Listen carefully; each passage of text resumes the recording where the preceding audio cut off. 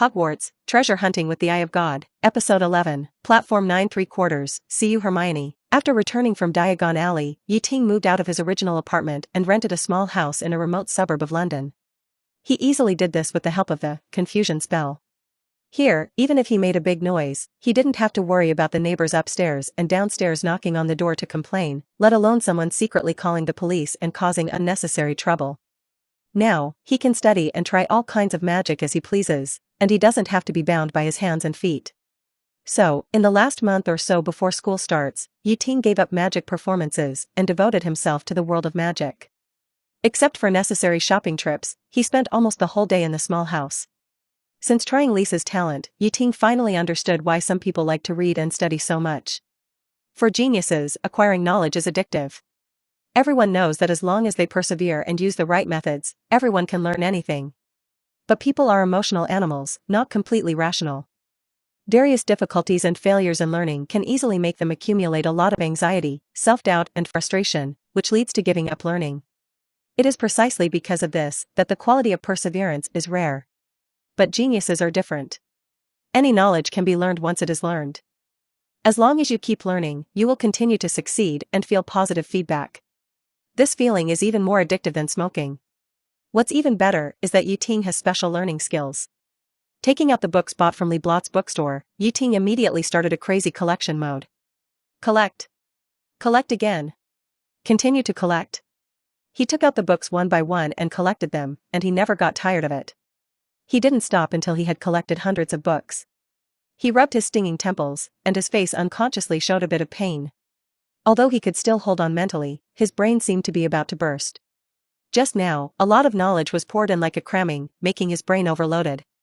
He felt that his brain was like a computer host that had just completed overclocking and could crash at any time. It has to be slow. He touched his hot head and sighed helplessly. These hundreds of books are making my brain explode. If I want to collect all the books I bought from Flourish and Blotts, it seems that I have to collect them 4 or 5 times. And how many books has Hogwarts, which he is about to enter, accumulated in the past thousands of years? His journey of studying in the magic world is still a long way to go. Of course, it is not enough to memorize the knowledge in the books, and you must have enough ability to digest it. Thanks to Lisa's talent, he absorbed the magic knowledge in his mind like a sponge absorbing water in just a few days, and quickly integrated it. It only took him one day to master all the spells in the 1st grade. In less than a week, he had learned all the spells before the 6th grade. It can only be said that the genius which is still a genius which even if she changes to another world. Even if the magic rules of the 2 worlds are different, she can still easily surpass most people with her innate talent and unique insight and ability to apply knowledge. In this way, Ting endured the pain in his head 4 or 5 times, and finally collected nearly 1,000 books bought from Flourish and Blott's bookstore in half a month. Although it will take a long time to fully understand them, he can now begin to study the essence of magic in this world in depth. Ting found that the magic rules of this world are very interesting. Standardized spells, precise gestures, and firm intentions, the combination of the 3 can allow anyone with magic power to release magic effects through a wand. Although this method of casting spells is very different from the technique of controlling elemental forces by the Eye of God, it is similar in effect when examined in detail. This made Ting gradually addicted to it. The more he studied, the more he realized the unfathomable nature of magic, and the more he looked forward to his trip to Hogwarts. He was not here to be taught by those professors. The professors at Hogwarts were indeed very good, but with Lisa's talent, Ting was confident that as long as he collected enough magic books, he would soon surpass them. What he really wanted was the collection of books at Hogwarts. Of course, there were also potential collections in Hogwarts. Through his continuous collection of items bought in Diagon Alley and Nocturne Alley, Ting realized that those truly precious rewards could only be obtained by collecting real collections. And he concluded that the system judged whether an item was worth collecting. In addition to whether the item itself was precious, it would also refer to the plot. Items with special meaning in the plot are very likely to be collections recognized by the system. After this analysis, the place with the most potential collection still depends on Hogwarts. In addition to studying magic, Ting also took time to practice potions on his own. The first-year potions were easy to learn, and Ting's main focus was on how to restore the potions of Teyvat in this world's way. This directly led to 1 or 2 explosions being heard in the hut every day. Until the day before school started, Ting was still immersed in the study of magic and potions, and he reluctantly lay down to rest until late at night. The next day, Ting was woken up by Lynette, otherwise he might even sleep until noon. Fortunately, his luggage was packed early in the morning. It was still the magic bag that took care of everything, but in order not to appear abrupt, he still symbolically brought a suitcase. After a quick breakfast, Ting set off with Lynette. They hurried and finally arrived at the London train station before 9:30, passing through the bustling crowd and coming to the platform between platform 9 and platform 10. Then, his sight was attracted by a familiar brown color. It was a brown-haired girl, standing alone in front of a wall, with large and small bags surrounding her, blocking the entrance to the platform. The girl stared at the wall in confusion, and after a moment, she took out a magic wand and waved it in the air a few times, muttering something. Allaho! The wall did not change at all. The girl was not discouraged, and quickly recited other spells, but none of them had any effect. She scratched her hair fiercely in anger, and she scratched her head in anger, and her fluffy curly hair was even more messy by her. This look made Ting couldn't help laughing out loud. Are you performing a drama? A familiar voice suddenly sounded in her ears. The girl was stunned for a moment, turned her head and looked, and saw a familiar handsome face looking at her with a smile. This face, she missed it for a whole summer vacation. Are you Ting? She asked tentatively. The boy crossed his arms and nodded slightly. The girl couldn't believe her eyes. She hesitated for a moment and asked again to confirm, You are also a wizard? Yes, Ting nodded again, a freshman this year. Oh my god. The girl exclaimed, then, the magic shows you performed before were actually magic. Part of it is, Ting nodded for the third time. Seeing the girl's trembling mouth, Ting felt that the situation was not good, and immediately added, but a large part of it was completed by my magic skills.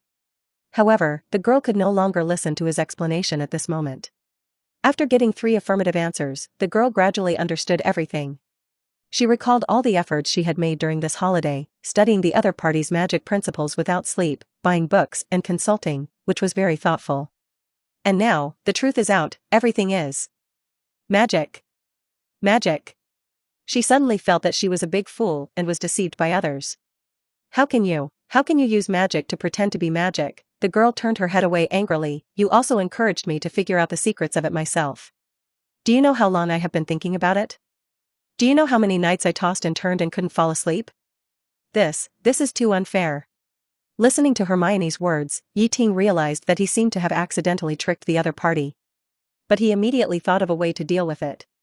Faced with Hermione's words pouring out like a machine gun, he only used one sentence to make Hermione speechless. I did suggest that you find the truth yourself, but didn't I say it in the end? Ting spread his hands. If you really don't understand, then maybe I really know magic? Well, you see, I didn't lie to you. This. Hermione thought about it. Ting seemed to have said such a thing at the beginning, and she just thought it was Ting's humor at the time. It turned out that the other party was revealing the truth in a roundabout way. But. Hermione hesitated. It's always wrong to lie. Hermione, I had no choice. Speaking of this, Ting sighed, looked up at the sky at a 45-degree angle, his face full of vicissitudes and helplessness. I have no parents, grew up in an orphanage, and after finally escaping, I can only rely on Lynette. Apart from this, I really can't think of any other way to support myself. Meow. Lynette also cooperated and got out of Ting's cloak, making a pitiful meow. At this moment, Hermione seemed to hear the BGM of Anha Bridge in her ears. It must be said that Ting's acting skills from Lynette are still very lethal, coupled with Lynette's cooperation, which makes Hermione feel sympathy and self-blame in her heart, sympathy for Ting's life and experience, and self-blame for revealing the other's scars. I don't know your situation. I'm sorry, I shouldn't blame you for this. After 2 consecutive accusations were resolved by Ting, Hermione had completely lost her momentum and could only say weakly, But you can't stand me up. I've been looking for you in Trafalgar Square for several days. This is even more force majeure. Ting showed a wronged look. In fact, the day I met you, I just happened to receive the admission letter from Hogwarts. The next day, Professor McGonagall took me to Diagon Alley to prepare for admission. After that, I had to stay at home to practice magic and prepare for the next semester's courses. I couldn't perform at all. This. Hermione was completely speechless. As a freshman, she certainly knew the importance of going to Diagon Alley. And practicing magic and preparing for homework was also natural to her because she asked herself to do this. At this moment, what else could she say? After a long time, none of her accusations were established, and all the accusations seemed to become pale and powerless. She thought she was wronged, but she didn't expect that after she finished speaking, Ting felt even more wronged than her, and she became the villain. So, she had to hold back her emotions in her heart, feeling very uncomfortable. Ting was relieved. He admitted that he did cheat others. But as the saying goes, there is no acquaintance without fighting. Sometimes cheating each other can be regarded as the beginning of friendship. Good friends should not care so much. Thinking of this, Ting, who had gotten away with it, took advantage of it and immediately changed the subject. By the way, I saw you waving your wand at this wall just now. What are you doing? Experimenting with new spells? Ting brought up something else, and Hermione's face became even redder. I'm casting magic to find the entrance to Platform 9 and March 4th.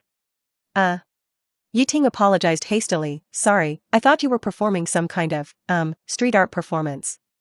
Hermione glared at him angrily. When she was at home, she practiced the spellcasting movements according to the standard, but she was mistaken for a performance. Have you found the entrance? Ting asked curiously again. Hermione hesitated for a moment, then raised her fair chin and nodded slightly, almost. Ting glanced at her suspiciously, thinking, you waved your wand there for a long time, looking like you were directing traffic. Did you really find the entrance? Give me some more time, I will be able to determine the location of the entrance soon. Hermione was no longer sleepy when she said this. She lowered her voice and revealed mysteriously, let me tell you a secret. I guess the entrance to Platform 9 and March 4th was deliberately hidden by the school. You have to pass a series of tests to get in. At this point, her eyes flashed with confidence, as if Sherlock Holmes was possessed. Hearing this, Ting was confused. Test? He was stunned, and looking at Hermione, he became a little unconfident. Did he remember it wrong? Couldn't we just go through this wall to reach Platform 9 3/4? Then, why did the school do this? Ting asked tentatively. Of course it's to test us freshmen, Hermione analyzed seriously, as if she had seen through the school's intention, and then sort us according to our performance. Hearing this, Ting almost couldn't help laughing out loud. The little girl's imagination is really big. Ting almost believed her lies.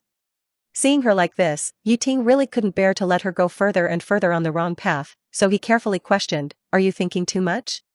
What do you mean by thinking too much? Hermione turned her head away dissatisfiedly. I bought a lot of magic books during the holidays, and I have memorized all the textbooks. Wow, you are great. Ting exclaimed, and then changed the subject, but what does this have to do with the platform entrance? Hermione was speechless, the whole person was angry, and her little hands were clenched into fists. This tone of asking for a beating really makes people want to hit someone. Seeing that she was really angry, Ting hurriedly changed the subject. That. I think I found the entrance. Hermione looked at him with disbelief, thinking that he was just arguing with her. I'm serious, how about we make a bet, just bet 1 galleon? He looked around and saw that no one was paying attention to this side, so he slammed his head against the wall. Hermione screamed from behind, and when he came to his senses, most of his body had passed through the wall and entered another space. Look. Just pass through like this. He quickly walked out of the wall and looked at Hermione. You lose, remember, it's 1 galleon. Got it. Hermione pouted helplessly. Although she was unwilling, she could only accept the defeat. Today's victory, Ting's victory. Episode 12, Zhangqiu and Neville. Ting and Hermione passed through the stone pillars and came to the real Platform 9 and 3/4. What came into view was a deep red steam locomotive, as if it had walked out of an old Victorian photo. The bronze plaque on the body read, Hogwarts Express, departing at 11 o'clock sharp. The thick smoke from the locomotive filled the sky above the platform, and the crowd below was bustling, all of which were young wizards rushing to get on the train and parents seeing them off. Hermione dragged her luggage with great effort, recalling her own self-righteous analysis just now, and her ears and neck were stained with the red glow of the sunset, as if she could dig out a new Platform 9 3/4 on the platform with her toes. She glared at Ting and couldn't help asking, did you know that the wall could be passed through? No, I just found out too. It may take a little talent. Ting laughed, can't you see it? Then you will probably be rated as unqualified by the school. Hermione's cheeks puffed up slightly when she heard this, and she muttered angrily, you lied to me again. It seemed that because she had been alone in the cabin for a long time and hadn't seen anyone for a long time, Ting felt very friendly when she saw an acquaintance all of a sudden, and always wanted to tease her. Looking at her watch, she found that the departure time was approaching, so Ting stopped teasing the little cat with its hair standing on end, and reached out to take the heavy object in her hand. Okay, no more jokes, we have to get on the bus quickly, don't miss the departure time. When they boarded the carriage, it was already very lively inside, with students either sticking their heads out of the window to say goodbye to their families, or playing and fighting in the carriage. There were not many empty seats left in the carriage. Ting led Hermione through the train and finally found an empty compartment near the rear of the train. It was called an empty compartment, but in fact, there was already a girl sitting inside. This was a Chinese girl, and Ting was amazed at the first sight. Her eyes were like autumn water, her eyebrows were like distant mountains, her lips were like cherries, her skin was whiter than snow, and her black hair was casually draped over her shoulders. Although she was still young, she already revealed some of the charm of a classical beauty. In terms of appearance, she was even better than Hermione, of course. This might also be the result of Hermione not dressing up on weekdays. Ting's heart moved. This was the first time he met an Oriental person of the same age in the UK, especially on the train to Hogwarts. The girl also saw Ting and immediately waved to him enthusiastically, and seemed to be very happy to meet a fellow tribesman on the train. Ting walked in and asked, "Are there any seats here?" The girl shook her head, "All the seats here are empty." "That's great." Ting happily took Hermione to sit down and put all the luggage on the shelf.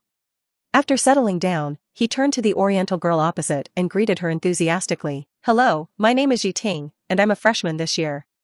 When he said this, he used Chinese. A glimmer of surprise flashed in the girl's eyes, and she also responded in Chinese. "Hello, Ting, my name is Zhang Qiu, a second-year student, assigned to Ravenclaw College." "I didn't expect you to speak Chinese." It was Zhang Qiu. "That's right, there is no other Chinese with high looks in Hogwarts except her." "Who said it wasn't?" Ting shrugged and sighed. "I've also been to Chinatown, where many new generations can't even speak Chinese. It's really..." The two looked at each other, and it felt like they were meeting fellow villagers, with tears in their eyes. Seeing that the two of them were talking in encrypted form throughout the conversation, Hermione felt that she was being excluded, and said angrily, "I'm really sorry, but can you say something I can understand?" Sorry. The two quickly apologized and switched back to English communication. But this brief exchange in Chinese has created an indescribable tacit understanding between the two compatriots. As the steam whistle sounded loudly, the train slowly started.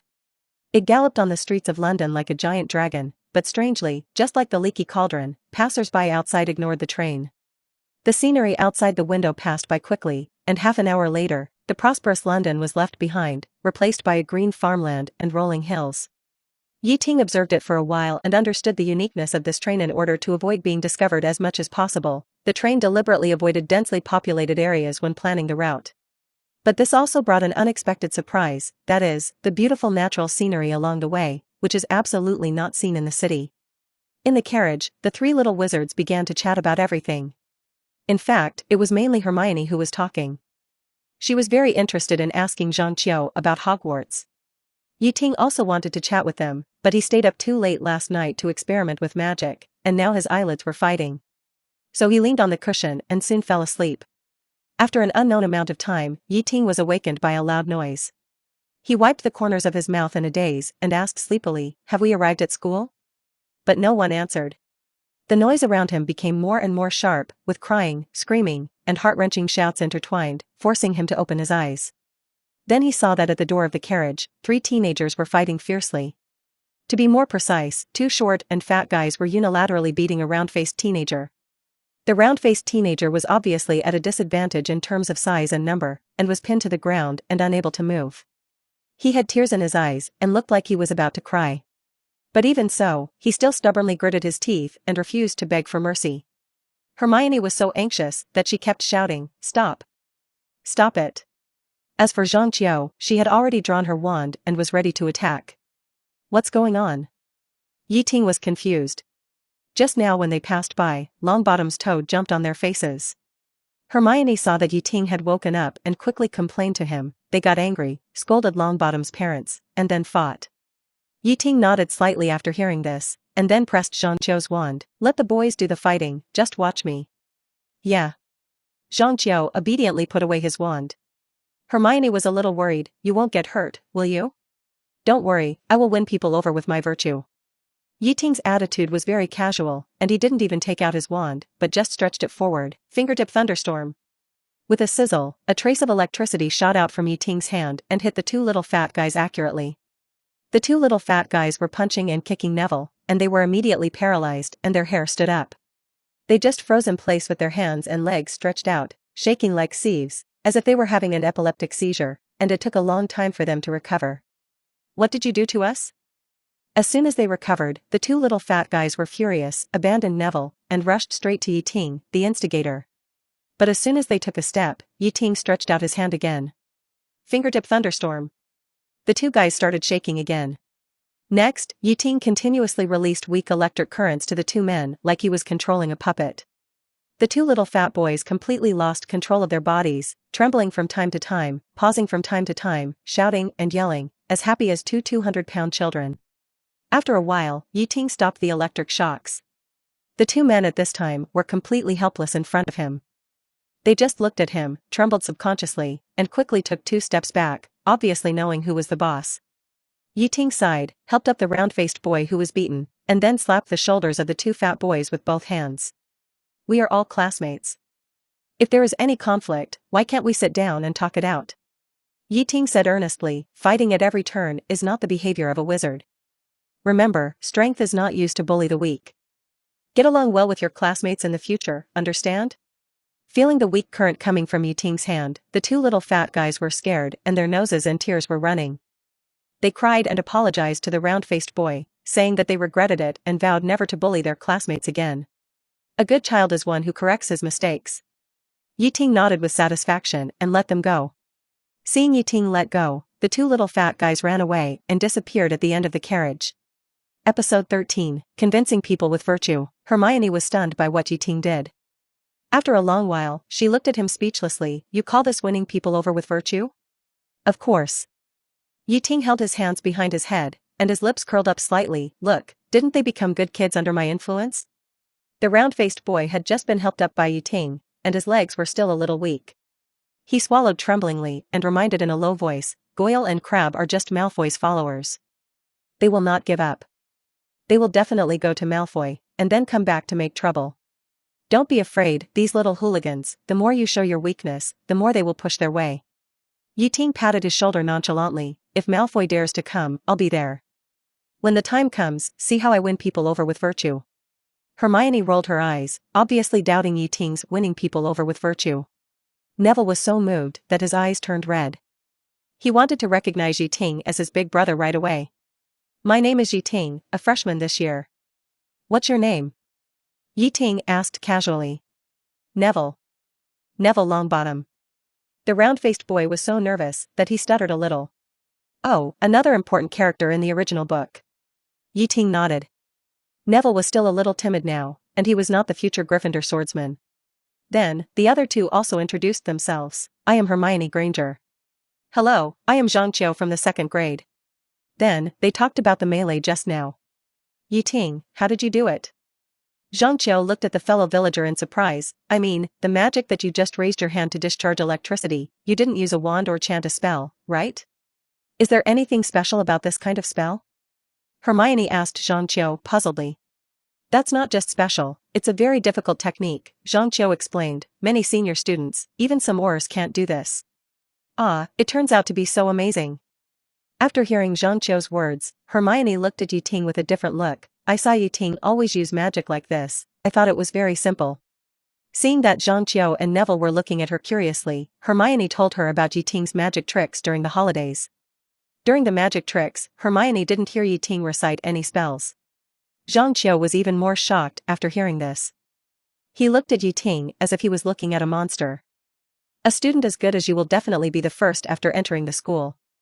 How about coming to our Ravenclaw? There are many wizards as good as you here.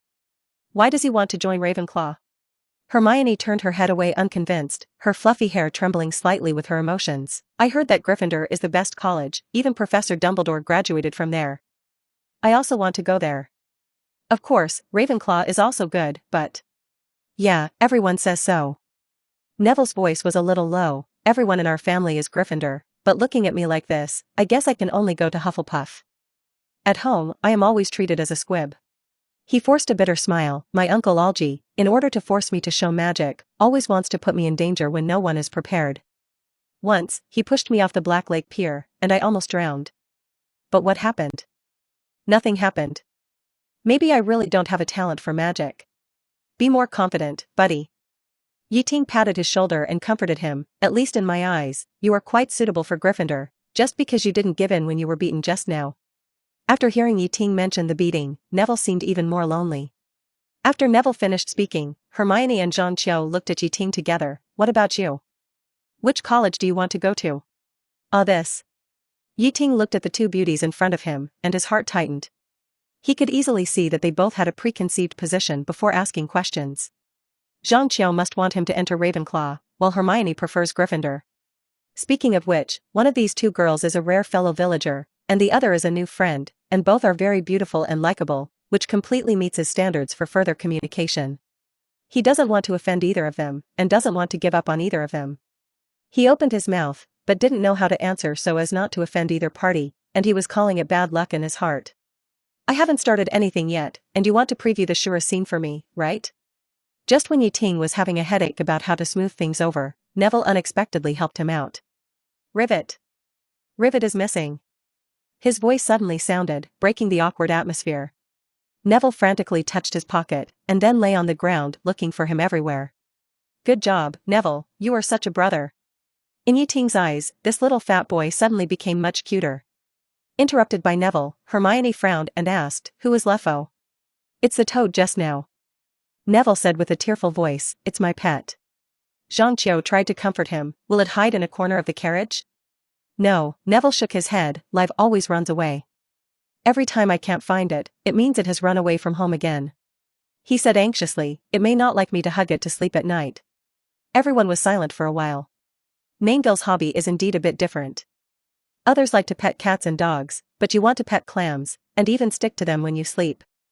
No wonder Leffo is going to run away. Seeing Neville so anxious, Hermione and Jean Chiu also began to help find Leffo's traces in the carriage. Ting did not get up, but picked up Lynette in his arms and asked, do you know where Neville's toad went? Hermione thought it was a bit funny that Ting asked about the cat, but Lynette raised her head and meowed seriously. Ting nodded slightly and said to everyone, don't look for it. Lynette told me that Rafe was beaten by Neville, he ran away during the fight. Can you understand cats? Hermione was very surprised. It's not that she hasn't seen pets communicate with their owners, but those are usually simple instructions and responses. This is the first time she has seen a cat that can express complex thoughts like this, and an owner who can understand all of this. Yes, but it's only limited to Lynette. Ting explained. Hermione and the others immediately showed an expression of understanding. As orphans, Ting and Lynette depend on each other, and it may be that they have developed a unique tacit understanding in this mutual dependence. Of course, all the above guesses are wrong. The real reason why Ting can understand Lynette's words is that Lynette has wisdom comparable to that of humans, and he can also become a cat with, Eye of God, black-spotted cat. Neville looked at Ting anxiously, what should we do? This train is so big, where should we find Leaf? It's easy, just ask Lynette, she is the best tracking expert. Ting said, patting Lynette gently. The white cat jumped from his arms to the windowsill lightly, then jumped down and landed steadily. She turned around gracefully in the box, then glanced at Ting, as if to tell her master that she had found the target, and then ran away. Episode 14, Brotherly's Big Treasure. Seeing Lynette's back going away, several people followed without hesitation, passing through one carriage after another. But they didn't go far before they were blocked by a group of little wizards. These people squeezed in the narrow aisle, surrounding a black boy with dreadlocks like stars around the moon, and their faces were full of excitement and fear. Brotherly, show me your big baby again. That's right, Brotherly, let me see a little gap, otherwise we will have to think about it tonight and can't sleep. Brotherly, please, can you let me touch your baby? I have never seen such a big one in my life. Lee Jordan, who was pursued by everyone, laughed triumphantly, he, my baby is very shy. It's okay to show you, but don't touch it. It will be bad if you touch it. As he said, he asked everyone to come closer mysteriously, and then took out an exquisite box from his pocket. He opened the box carefully, and a tuft of attractive black hair first appeared, followed by 8 long, furry, black legs. It was a black wolf spider. Its small eyes were arranged closely, and 2 dark ribbons outlined unique patterns on both sides of its body, finally converging into a sharp shape at the back. Its commissary had sharp teeth like rakes. When the little wizards saw the wolf spider, they all talked about it with satisfaction. The boys pretended to point out the world, as if they were disdainful of the little spider. The girls screamed, showing their weakness, with excitement and fear. After a while, Lee closed the box, but the little wizards who hadn't seen enough didn't agree, and shouted for him to show off again for everyone to watch and play with. After a few rounds, the little wizards got used to his treasure, and some of them were bored, and their voices gradually became low. Seeing this, Lee quickly said, "This is just an appetizer. There are more good things in my compartment." "Is it a bigger treasure?" Someone couldn't help but ask. "What big treasure?" "It's more exciting than a treasure." Lee deliberately kept it a secret and invited them enthusiastically. "Come on, you'll know." The enthusiasm of the little wizards was ignited again, and they surrounded Lee. At this moment, he felt like the brightest star in Hogwarts. Then, he really shone. 2 spells suddenly passed over the aisle, breaking the joyful atmosphere. One spell hit Lee, and his whole body was covered with dazzling white light. The other spell hit the box containing the wolf spider. Chaotic screams rang out again in the aisle, but this was not out of excitement, but out of fear. The wolf spider, which was originally only the size of a palm, swelled rapidly under the effect of the spell, and its body instantly increased to more than half a meter long. The tiny black hair on its legs turned into clearly visible bristles, flashing dangerous light. The originally beautiful pattern was now twisted into a hideous and terrifying appearance. All the little wizards were scared to death, and no one dared to approach this big baby anymore. They fled in panic and hid in the carriage to seek a sense of security. Lee was hit by the spell just now, and the whole person was dizzy and couldn't escape at all, so he became the prey of the wolf spider. The wolf spider still remembered his smell, and you played them most cruelly just now. The huge wolf spider suddenly jumped up and pressed him firmly under it. Although the wolf spider did not bite him, the terrifying breath that came to his face made him terrified and out of his mind. He lay helplessly on the ground, calling for help in a trembling voice. "Help! Help! Anyone can. Get this monster away quickly." The little wizard hiding in the carriage only dared to peek at the corridor outside through the crack of the door, fearing that the giant wolf spider would rush in, let alone help. On Ting's side, Neville ran away with his head in his hands, and Zhang Qiu buried his head behind Ting. Even the usually enthusiastic Hermione was so scared that she hugged Ting's arm tightly and trembled. She could only secretly show her head to give advice. "The book says that spiders are afraid of fire." As she said that, she searched her pockets and found nothing, so she turned her head to look at the Oriental girl next to her. "Zhang Qiu, did you bring matches?" "Matches? Are you still a witch, Hermione?" Ting pulled the corner of her mouth. "If this goes on, the academy will definitely lower your score." The girl wrinkled her nose, and rarely did she confront him, but anxiously urged, "Hurry up and find a way to save people." Ting did not take out his wand, but saw him raise his right hand and snap his fingers, and the red gem on the ring flickered with fire.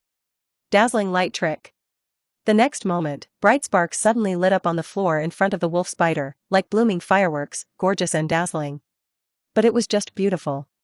This time, Ting controlled the input of magic power, so this combat skill did not cause a terrible fire like in Ollivander's wand shop. At this moment, the students watching, especially the senior wizards, all widened their eyes. They realized that Ting had just completed a wandless silent spell. The sudden fire and heat frightened the wolf spider. It instinctively avoided the burning of the flames and loosened its entanglement with Lee. It quickly landed and rushed away, trying to escape from this dangerous place. "Lynette!" Ting shouted. While Ting was deterring the wolf spider, Lynette, as a partner, tacitly went around the side of the wolf spider and was ready to go. Now, hearing the order, she immediately rushed out and stepped directly on the back of the wolf spider.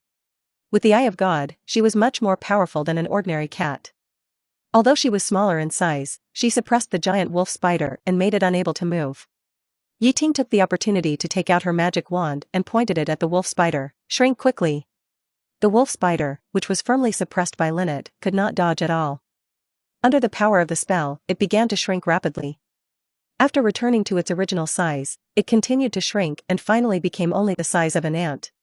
Seeing that the prey had become so small, Lynette lost interest and loosened her claws. The ant-sized wolf spider took the opportunity to escape and disappeared into a dark corner. The crisis was finally resolved. Seeing that Ting had successfully dealt with the spider, the little wizards filed out of the carriage one after another, applauding enthusiastically and cheering for Ting's bravery. Ting showed his face among the seniors before school started. Then he was targeted.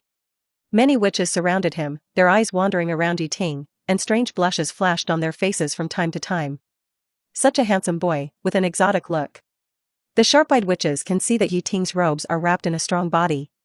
Many witches stared at him. When did Hogwarts have such a high-quality student? I really want to meet him. But, in the public eye, not everyone dares to do so. Thank you, classmate. A tall girl with brown curly hair finally plucked up the courage to speak. I was really scared just now. Thank you for helping me. Can you tell me which college you are from? Can we get to know each other? The students around looked at the beautiful senior sister, their eyes unconsciously turned down slightly, and then they found that the senior sister had hidden a grapefruit in her clothes. Many people swallowed their saliva secretly, envious of Ting's good luck. Ting glanced at Yuzu without revealing a word, then raised her head and looked at the senior with innocent eyes. Excuse me, senior, my name is Ting, I am a freshman this year, and I have not been sorted yet. The witches exclaimed when they heard this. It was actually a new junior who had just enrolled. Junior is good, it is easier to fool juniors than those old-timers, isn't it? The tall senior with brown curly hair raised her big waves and said with a smile, my name is Penelope Clearwater, and I am a student of Ravenclaw. I sincerely hope you can be assigned to our college, there are many beautiful seniors here. Well, thank you Penelope for your advice, I will seriously consider it. Ting responded seriously. Hermione on the side was almost pouting to the sky, the quality of the seniors in this school is too poor, actually seducing juniors in public. Ting too, can't you be more firm? Where is that glance? Damn it. Zhangqiu was naturally a little dissatisfied with Penelope's attitude. But she and Penelope agreed on inviting Ting to join Ravenclaw, so she didn't say anything. Episode 15, Finding Lifu and Meeting the Savior on the Road. While Ting was dealing with the senior, Lee Jordan stared at him intently, his face full of admiration. He had been in Hogwarts for so many years, and the number of times he had approached girls was few and far between, but this boy was so good that he had been getting along with them not long after he arrived. It was really enviable. After waiting for the seniors to leave, Lee finally had the opportunity to get up and talk to Ting. Brother, this time it's really thanks to you. Your name is Ting, right? Lee patted Ting's shoulder and said generously, in the future, if anyone dares to trouble you in Hogwarts, just mention my name. As he said that, he showed off the tattoo on his arm. But in Ting's eyes, he had no momentum at all, just like a gangster. Even the quality of the fancy tattoo was not very good, and it began to fade after being soaked in sweat. Ting seriously suspected that the big gold chain on Lee's neck would float when he took a shower, right? After the two chatted for a while, Lee said goodbye to him. I still have to find the person who did it. The wolf spider must have been cast by someone with the enlargement curse. Do you know who did it? Ting asked curiously. Who else could it be? It must be the Weasley brothers. Lee gritted his teeth and said, they wanted to borrow my wolf spider to make trouble before, and wanted to throw it into the Slytherin carriage, but I refused. But I guess you can't beat them. Ting reminded at the right time. It doesn't matter if you can't beat them. Lee showed a sly smile. I heard that their younger brother also enrolled this year. His name is Ron Weasley. Hee hee, I will go to trouble him. Ting mourned for the gay friend of a certain savior in his heart. Who made you have this pair of brothers who pit their younger brother? Lee rolled up his sleeves and ran towards a carriage in a hurry.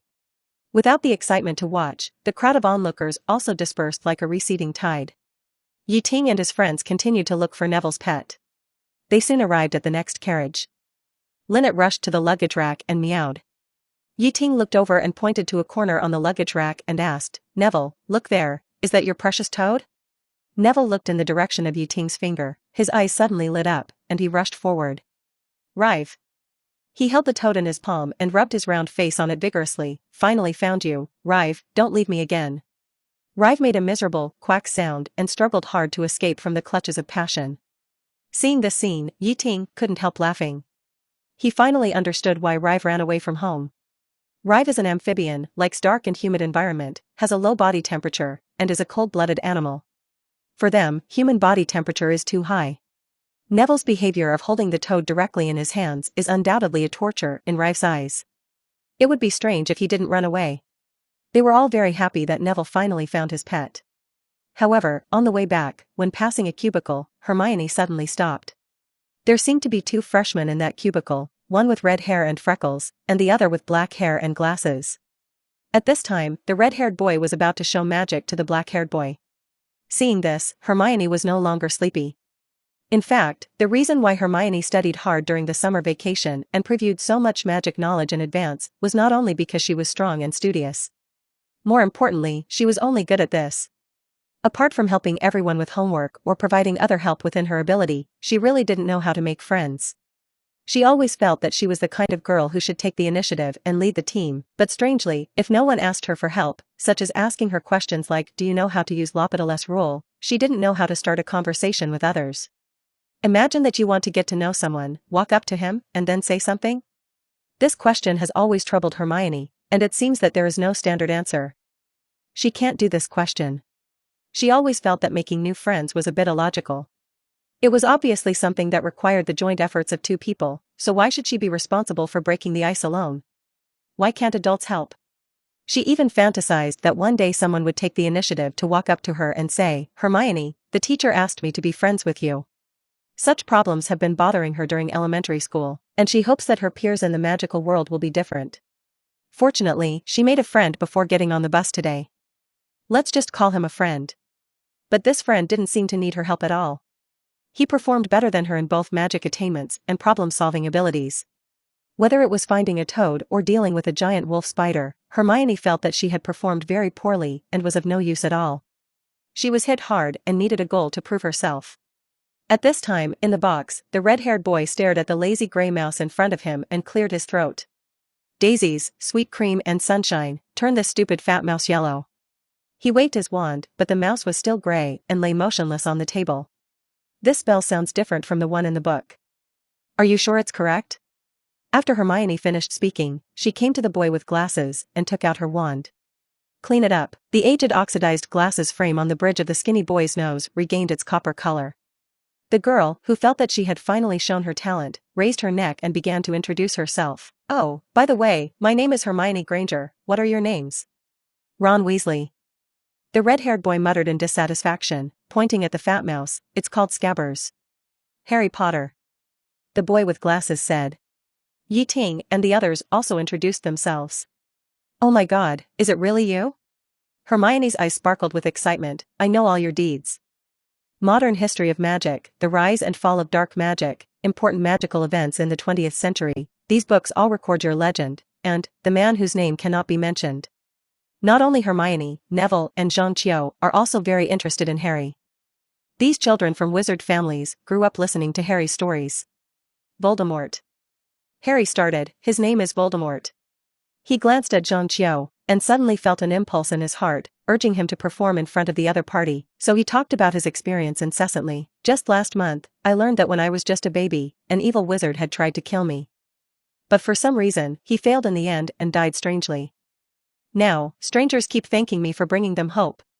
Just then, the door of the compartment was pushed open again with a creak, and a pale blonde boy walked into the compartment proudly, followed by two fat guys who looked like qualified meat shields, two old acquaintances of Ting. Episode 16, Electrotherapy for Ma Tianlong. "I heard," the blonde boy said in a long tone, with the style of a nobleman, "everyone on this train is saying that Harry Potter is hiding in this small compartment. So, you are the legendary Harry Potter?" His eyes swept over the others, as if they were just inconspicuous weeds on the roadside. "Yes, I am," Harry answered frankly. "Oh, let me introduce you, this is Crabbe, this is Goyle." The little boy pointed at the two followers behind him, and then introduced himself in a rhythmic tone. "My name is Malfoy, Draco Malfoy." Ron tried not to laugh out loud, but failed. Draco's name is a homophone for Tianlong, which literally means Ma Tianlong. Draco Malfoy turned his sharp eyes to Ron. "Why, do you think my name is funny?" "Needless to say, I know who you are. A Weasley, with red hair, freckles, and too many children to support." He turned to Harry and said, "I'm not saying they are bad, but I really don't see any reason for them to exist, Potter. I think you should make some friends of higher class. I can give you some advice on this point." As he spoke, he extended his hand to Harry, as if he wanted to shake hands with him. However, the sense of superiority in his bones made this simple action full of the meaning of "I am teaching you how to do things." If Hermione's outspokenness only made people feel a little uncomfortable, then Malfoy's condescending attitude was simply a naked provocation. "I think I know who is the real outlier." Harry glanced coldly at the outstretched hand, with no intention of shaking hands at all. Malfoy's pale cheeks flushed slightly, and he didn't expect Harry to be so disrespectful to him. "Potter, if I were you, I would be more careful." He slowed down his speech and tried to imitate his father's majestic tone, threatening, "You'd better be respectful, otherwise you might follow in your parents' footsteps, especially with a group of mudbloods and squibs like Longbottom, which will lower your status." Harry and Ron stood up suddenly, and Ron's face turned red, just like his red hair. Zhang Qiu also quickly drew out her wand. She didn't want to get involved in the petty fights between freshmen, but she couldn't stand someone insulting her new friend like this. But Yi Ting was faster than them. Fingertip thunderstorm. He raised his hand lightly, and the familiar electric current shot out instantly, hitting Malfoy's neck directly. Malfoy immediately tasted the taste of his previous two followers, and his whole body trembled like epilepsy. You, wait for my father to know. Malfoy's facial muscles twitched uncontrollably, and he couldn't speak clearly. He will, The whole process lasted for a minute until Yi Ting let him go. Crabbe. Goyle. As soon as Malfoy was freed from paralysis, he gritted his teeth and ordered, teach him a lesson. Hearing this, Yi Ting glanced at the two followers coldly. Goyle and Crabbe immediately recalled the fear of being dominated by a man, and the humiliation of being paralyzed. The two were immediately caught in a dilemma. Escape? But Malfoy is still here. If they dare to run away like this, how can they stay in the family? But if they really listen to Malfoy and go up to fight with Yi Ting? Don't laugh, the consequence of them going up is that they will be electrocuted like Malfoy and turned into muggles. They are just slow to react, not stupid. So, the two froze in place. Seeing them dithering, Yi Ting frowned, obviously impatient. Get lost. Hearing this, the two short and fat guys were immediately angry, their clenched fists clattering. They were the little emperors who could call the wind and rain at home. How could they have suffered such humiliation? They glared at Yi Ting fiercely and roared, get lost. Who is afraid of who? After that, they strode away without looking back, and disappeared in the blink of an eye. Malfoy saw that his bodyguard was just yo-yoing like this, and he sat down on the ground in fear. Yi Ting slowly walked in front of Malfoy, grabbed his collar and easily lifted him up in front of his horrified eyes. Listen to me, Yi Ting said coldly, my name is Yi Ting, I'm a muggle, and I'm very narrow-minded. You call me a mudblood, and that's like a slap in my face. I get angry when I get slapped in the face, and when I get angry, I have to fight back. As he spoke, he stretched out his other hand and rubbed it in front of Malfoy. There was a crackling sound between his fingers, and a spark of electricity came out. Malfoy shuddered. Did you see the electric shock just now? Yi Ting asked. I saw it. Malfoy nodded honestly. Did you feel comfortable? Not comfortable. That's right. Yi Ting snorted coldly, that little bit of electricity is just an appetizer.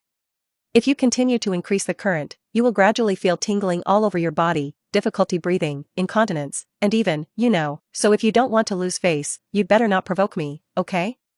Malfoy no longer had the arrogance before, nodding like a chicken pecking at rice, completely different from his arrogant appearance before. Now, get out of here. Yi Ting let go of his hand. Malfoy lost his support and fell to the ground again, but he didn't even dare to hum. He climbed up with pain, squeezed an awkward smile on his face, and bowed to exit the carriage. As soon as the door closed, the smile on his face disappeared. At this time, Goyle and Crabbe emerged from the corner. Crabbe looked at Malfoy, whose face was pale, and asked in a muffled voice, Draco, are you okay? How could I be okay? Malfoy was about to accuse them of deserting the battlefield, but he didn't want to lose face in front of his followers, so he could only hold the scene. You don't really think that Yi Ting can beat me? But... Crabbe and Goyle hesitated. I just had a wizard duel with that guy, Malfoy said casually. I beat him so hard that he almost dropped out of school. But... even if they join forces, they are still my opponent. Malfoy smiled triumphantly and continued to brag, I'm not feeling well today, otherwise, I can make them cry one by one. But... why do you have so many buts? Malfoy was a little impatient. But... Goyle and Crabbe said in unison, your butt is sparking, and it burned a hole in your robe. At some point, the sparks of the electric current ignited the robe, and the flames were jumping happily on his buttocks. Merlin. This is a high-end product that I specially ordered at Madame Malkin's robe shop. Malfoy's scream echoed in the carriage. Goyle and Crabbe slapped Malfoy's butt in a panic, and finally controlled the fire. What are you arguing about? A familiar scolding came from the carriage. Malfoy was frightened and trembled all over. His previous arrogance disappeared without a trace in an instant, and he returned to his previous nodding and bowing appearance.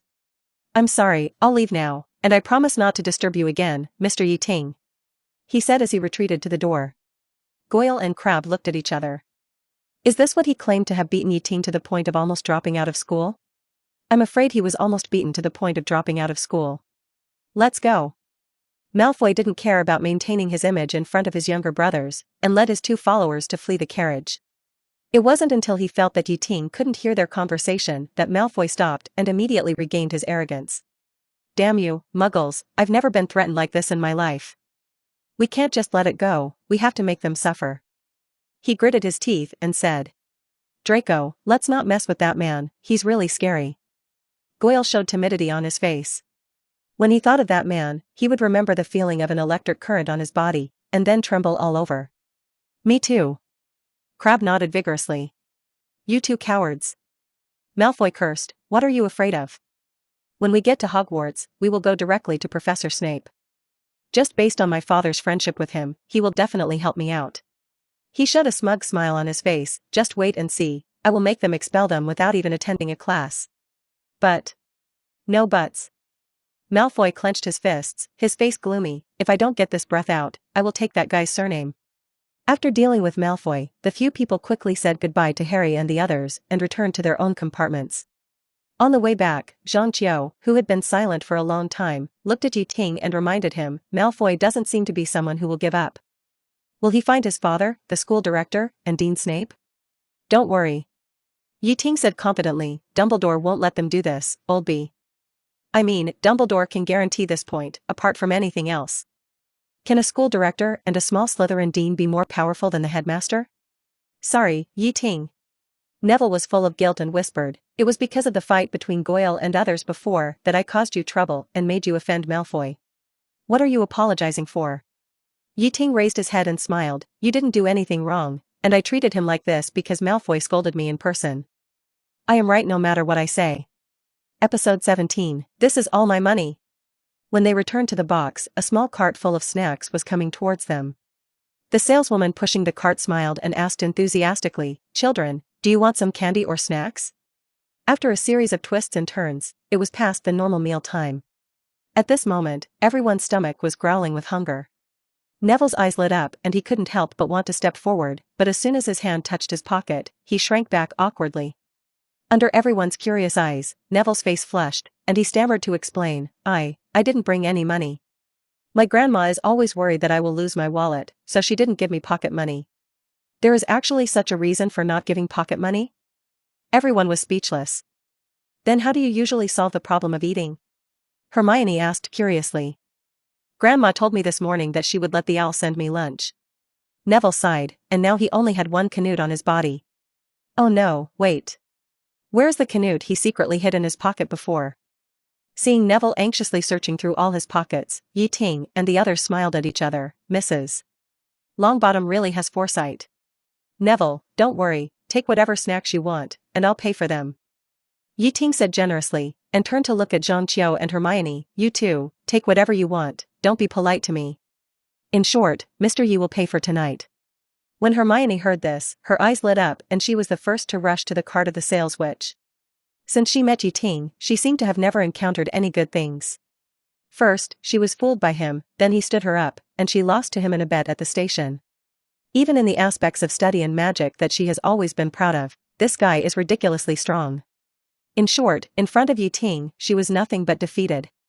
Hermione, bear grudges.jpg, since he is so generous to treat her this time, don't blame her for being rude.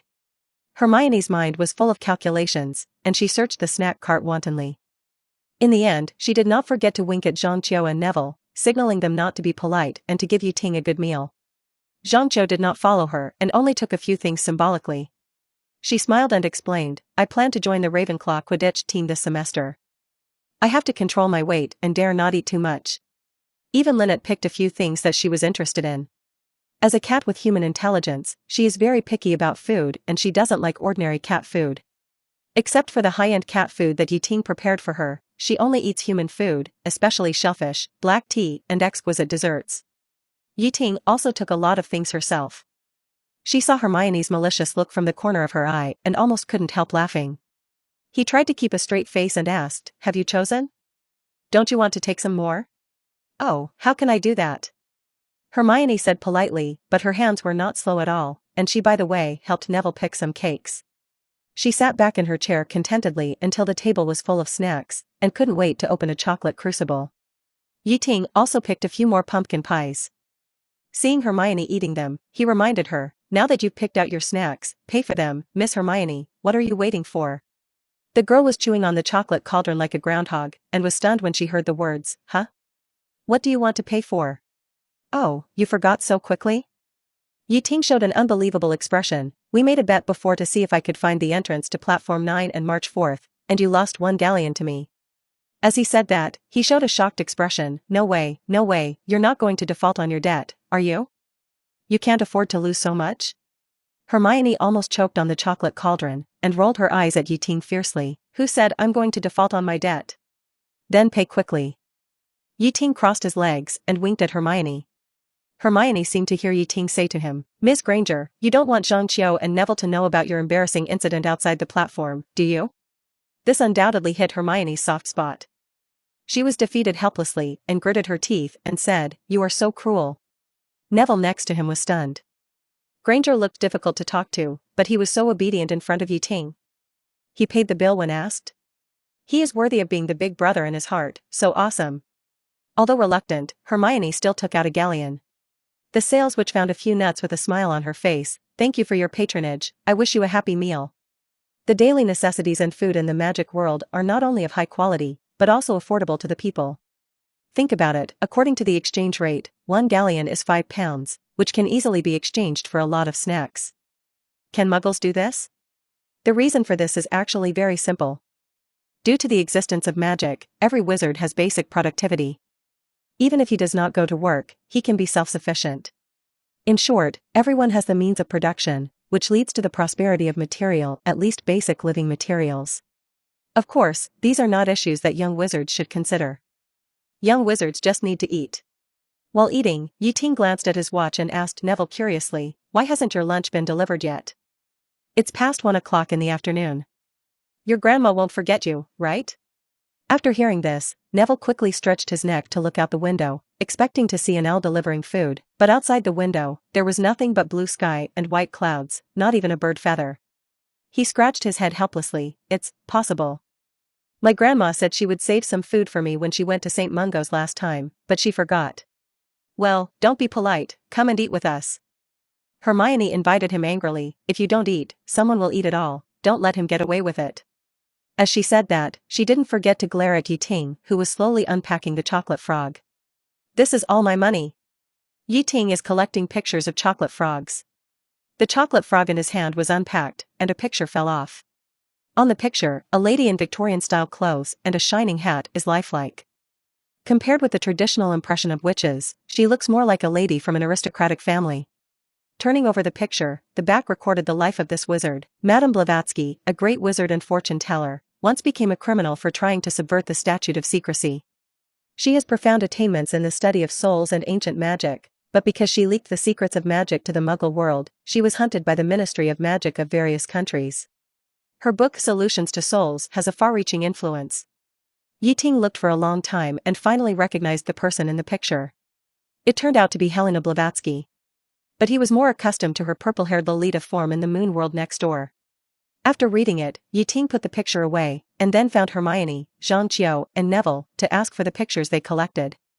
To be honest, Ting is not very interested in the chocolate frog picture.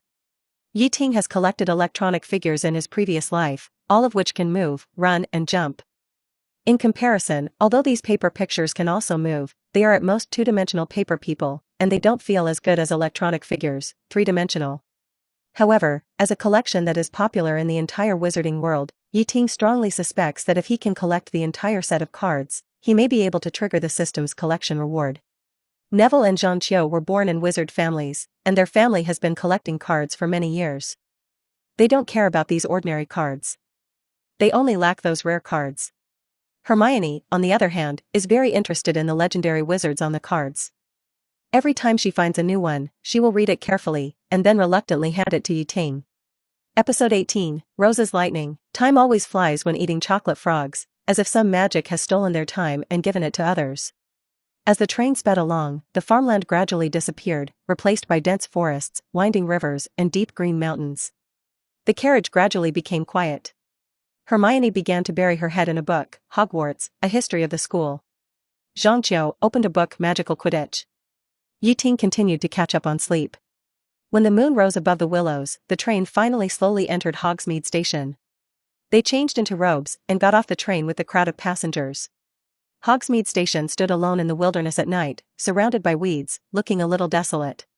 This scene surprised the freshmen, who were full of expectations. Where are the majestic castles and luxurious dormitories? Are they going to go to school in this shabby place? What's more frightening is that the atmosphere around here is simply terrifying. In the distant forest, the night owl's cries were intermittent, like the call of a ghost, which made people feel creepy. Many young wizards were so scared that their legs were weak and they were trembling all over. Neville held Leaf nervously, as if this little toad could protect him. Hermione tightly grasped the hem of Ting's cloak, swallowing her saliva nervously, and even began to consider dropping out of school and going home. Looking at their appearance, Ting couldn't help laughing. Hey, are you scared now? Who said I was scared? When Hermione heard this, she immediately straightened her back and pretended to be indifferent. She didn't want to admit defeat in front of Ting. It's good that you're not afraid. It's nothing serious. Ting chuckled and lowered his voice in a mysterious way. Hey, do you know? This place was the witch trial in the Middle Ages. Many wizards lost their lives here, and the resentment of those wizards remained. Since then, Hogwarts has hidden the castle. Hermione's face turned pale, and she hurriedly looked at Zhang Qiu, hoping that this second-year senior could say something to refute Ting. But Zhang Qiu had already received Ting's eyes, and pretended to be trembling. I seem to have heard of this legend. Hermione was even more panicked by this couple. At this moment, Ting's face suddenly changed. He raised his hand and pointed behind Hermione, his mouth half open, as if he wanted to say something, but only made a vague sound. Hermione recognized the words "there is a ghost" from his mouth shape. Hermione, who was usually brave, was frightened and screamed, and shrank into Ting's arms.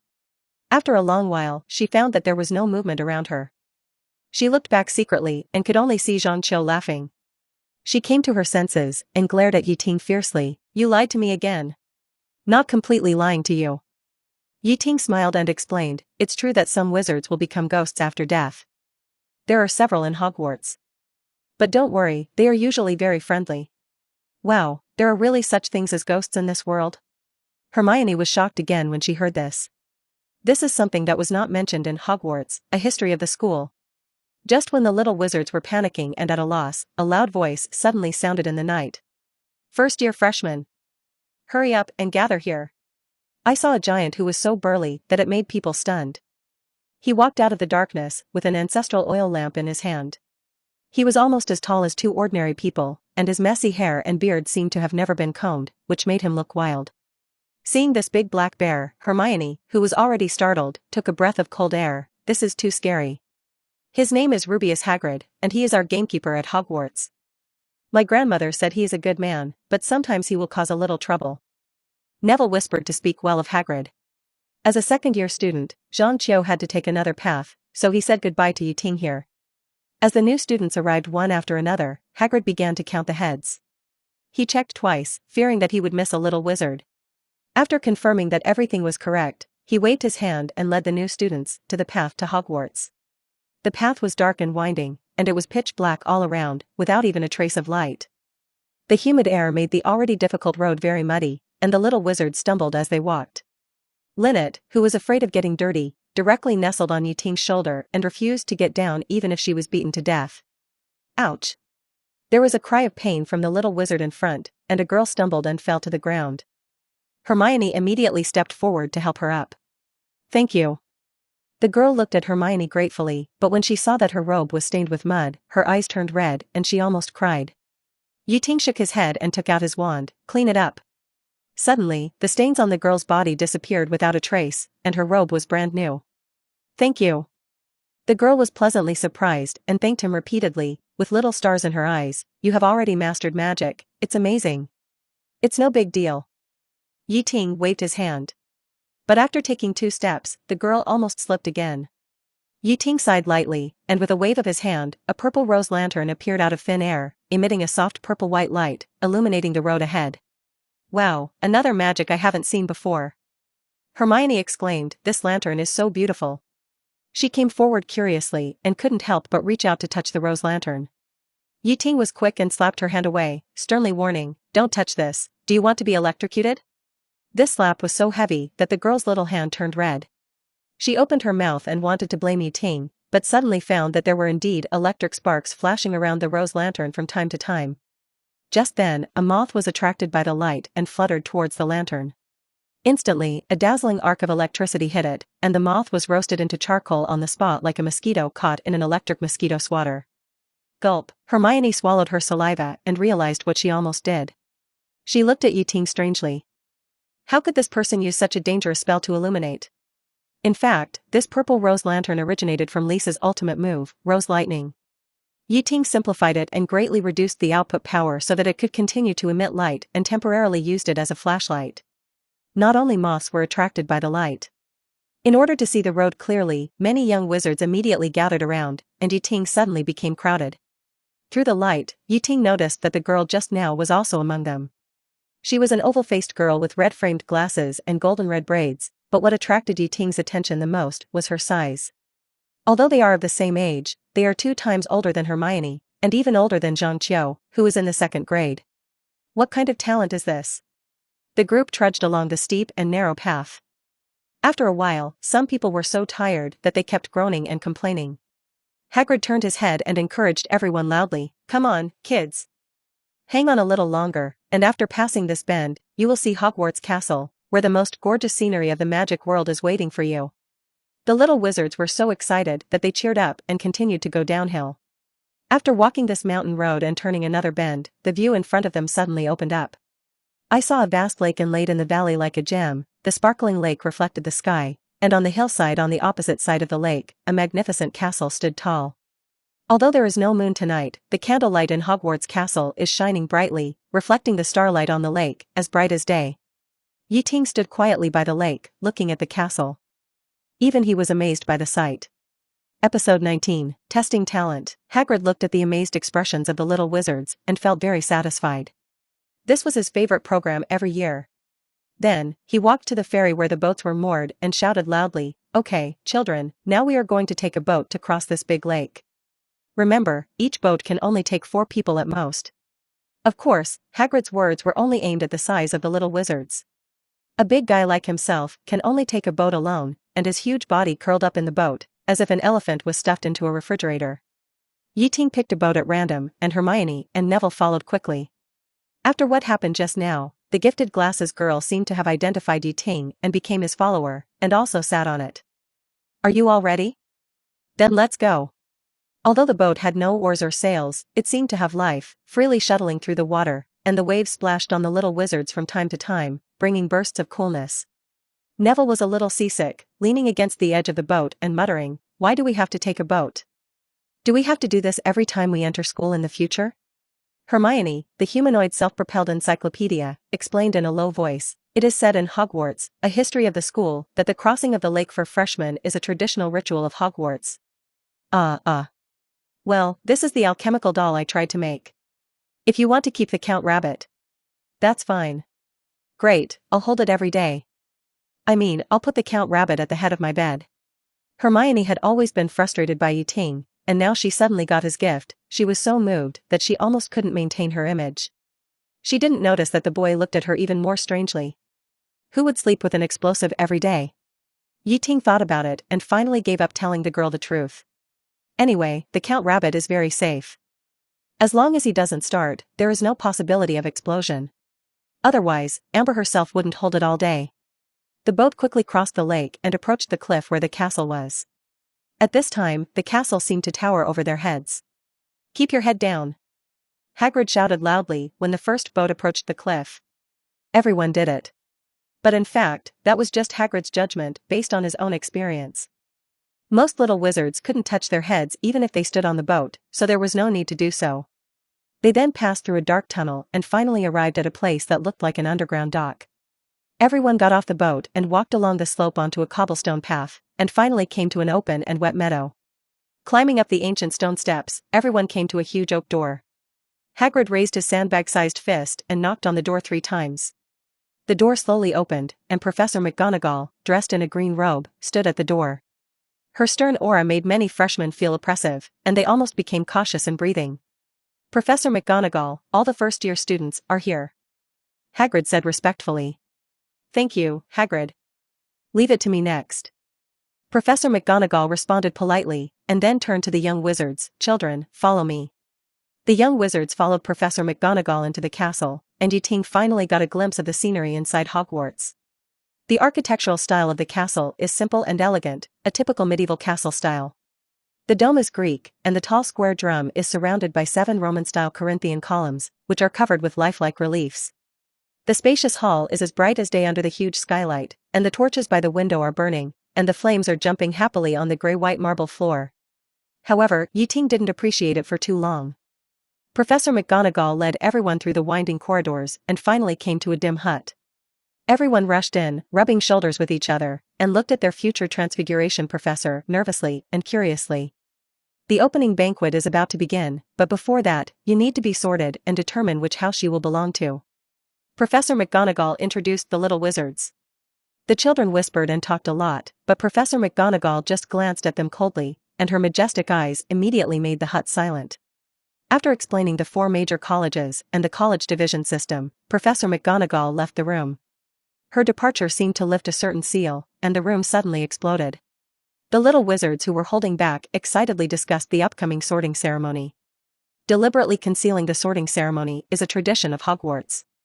Even children from wizard families can't get much inside information from their parents. By the way, how did the school accurately divide us into different colleges? Someone suddenly asked. As soon as this was said, the surroundings suddenly became much quieter, and everyone was asked by this question. Maybe we need to pass some kind of test? Ron began to show off his inside information. I heard from Fred that the test is very harmful to us. Whether the sorting ceremony is really harmful or not, this statement really shocked everyone. For a moment, everyone was in danger, as if they were about to face some disaster. Yes, my cousin also said that we have to cast a magic in front of everyone. A tall and thin boy immediately echoed, "You are just talking nonsense." Hearing this, Malfoy began to refute, with a hoarse voice, "My father is one of the directors of Hogwarts. He told me that the sorting ceremony is to see if you have magical talent. Only those pure-blood wizards with extraordinary talents can enter Slytherin." Testing talent? A picture suddenly appeared in Ting's mind. The boy walked to the test magic stone tablet and put his hand on it. 5 big words suddenly lit up on the stone tablet. Magic power, 3 stages. The boy had a blank expression on his face, a hint of self-mockery on the corner of his mouth, and his clenched palms were so tight that his nails pierced into his palms, causing waves of excruciating pain. Then, the young wizards split into 3 groups and quarreled fiercely. The young wizards from pure-blood families, led by Malfoy, insisted that bloodline and talent must be checked for admission, and those young wizards from Muggle families would rather believe that there will be an entrance exam. As for the others, they thought that the school would let them deal with a monster as a test. As for what kind of monster it was, there were many different opinions, from giants to griffins. The gifted girl with glasses had tears in her eyes and cried, "What will they ask us to do? They won't really kill me, will they? I want to go home." "Don't worry," Hermione said softly, "this is a school after all. If the test is too dangerous, why would the school let everyone participate? I guess, maybe they just ask us to recite a spell or show a little magic." Obviously, Hermione was still thinking about her guess when she entered the station. "I have memorized all the first-year spells by heart, and I have secretly learned 1 or 2 magics," Hermione said proudly. "Of course, I hope these can be used." Hermione's comfort backfired, and the little girl cried even more sadly. "I can't even recite a word, everyone will definitely laugh at me." Episode 20. This class of freshmen is the worst. Seeing Hermione frightened the little girl to tears, Ting almost laughed out loud. He said to Neville, "Look, Miss Granger is not only acting silly, but also trying to drag others along." Yes." Neville agreed awkwardly, and silently stuffed the textbook he had just taken out back into his school bag. He believed Hermione's words very much, and wanted to memorize a spell at the last minute. Ting miscalculated, he underestimated Hermione's hearing. As soon as the word silly came out, Hermione looked at Ting reflexively. She put down the book in her hand, crossed her arms, and walked towards Ting. "You are gossiping about me again, right?" "No, Neville and I are just discussing whether your spell works on ghosts." Seeing that he was discovered, Ting made up a lie. "I heard that the sorting ceremony is to deal with ghosts." Hearing this, Hermione immediately remembered the experience of getting off the train. She made a face at Ting. "If I trust you again, I'm a fool." Seeing this, Ting repeated her old trick, suddenly showing a look of horror, staring straight at Hermione's back, as if she had seen something terrible. But this time Hermione learned her lesson and was completely unmoved. You're doing this again, do you think I'll be fooled by you? Ting, you're really stupid. After saying that, she laughed triumphantly. However, no one laughed with her. Ting was not embarrassed at all by being exposed, but just looked at her with a strange look.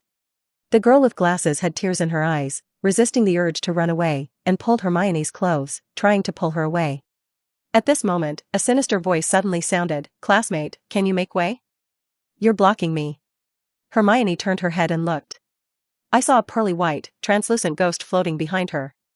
The ghost's head was shaking, as if it would slide off its neck and rest on its shoulders at any time, giving people the illusion that the head was connected by hinges.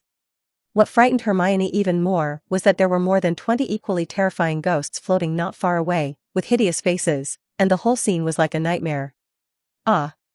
There are ghosts! Hermione screamed in fear and crashed into Ting's arms again. Hermione's scream triggered a chain reaction, and other little wizards also came over. Then, screams became one after another. Professor McGonagall hurried back just 5 minutes after leaving the small dark room. When she was upstairs to get the sorting hat, she heard a noise coming from the small dark room. The noise was so loud that she thought the room was not filled with freshmen, but 10 times the number of Cornish elves. Professor McGonagall walked into the room with a frown on her face and shouted, "I can hear your noise in my office. Do you want to tear down the whole castle? If I don't come again, will you tear down the house again?" Her appearance seemed to have a silencing spell, and the noisy little wizards became well-behaved one by one, not daring to breathe. Professor McGonagall sternly glanced at everyone present. In her long teaching career, this was the first time she had encountered such a noisy freshman. This class of freshmen was the worst she had ever taught. "Can anyone tell me what's going on?" Professor McGonagall asked unhappily. Professor, there is a ghost in Hogwarts." A little wizard told her with tears in his eyes. His trembling finger pointed to the corner of the room, where a row of ghosts were looking at her awkwardly. "I wanted to show you Louis XVI.